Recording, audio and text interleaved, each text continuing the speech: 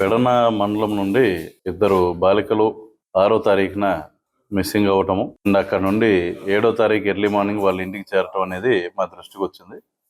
And ఆ రోజు police కూడా ట్రేస్ చేసి వాళ్ళు ఎలా వెళ్ళారు, ఏ ఆటోలో ప్రయాణించారు, ఎలా ఇంటికి చేరారు అన్నది కూడా ట్రేస్ చేయడం జరిగింది. అండ్ ఆ రోజు ఇంటరాక్ట్ అయినప్పుడు ఇనీషియల్గా ఆ పిల్లలు ఎవరు కూడా ఎట్లాంటి ఇష్యూ గురించి కూడా పోలీసుల దృష్టికి తీసుకురాలేదు.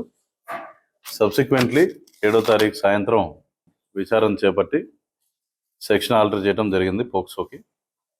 అక్కడ నుండి ఆ ఘటనకు కారకులైన ఇద్దరిని వీళ్ళు చూస్తే, ఇతను శ్యామ్ కిరణ్ అన్న అతను 20 years ఏజ్, బందర్ రూరల్ మండలం శారదా నగర్కి చెందిన ఆటో డ్రైవరు.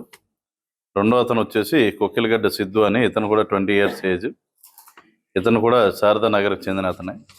వీళ్ళిద్దరూ కూడా ఆ ఇద్దరు అమ్మాయిల మీద చేశారని చెప్పి గమనించి వారిని పట్టుకోవడం జరిగింది ఈరోజు ఎర్లీ అవర్స్లో. సబ్సిక్వెంట్గా సెక్షన్స్ ఆల్టరేషన్ చేశాం కాబట్టి వీళ్ళని ఇప్పుడు రిమాండ్కి పంపడం జరుగుతుంది. ఇద్దరు అమ్మాయిల్లో ఒక అమ్మాయికి ఈ particular auto driver known person, అది నోన్ పర్సన్తో వీళ్ళకి వెళ్ళటం జరిగింది ప్రెమిసెస్కి. తర్వాత ఇంటి దగ్గర దింపారని చెప్పి తెలుస్తుంది. అండ్ ఆ తర్వాత సబ్సిక్వెంట్గా వన్ ఆఫ్ ది గర్ల్స్ వాళ్ళ మదర్కి ఇది రివీల్ చేయడంతో దానికి సంబంధించి మనకి ఇన్ఫర్మేషన్ రావడం జరిగింది. So that is a fact.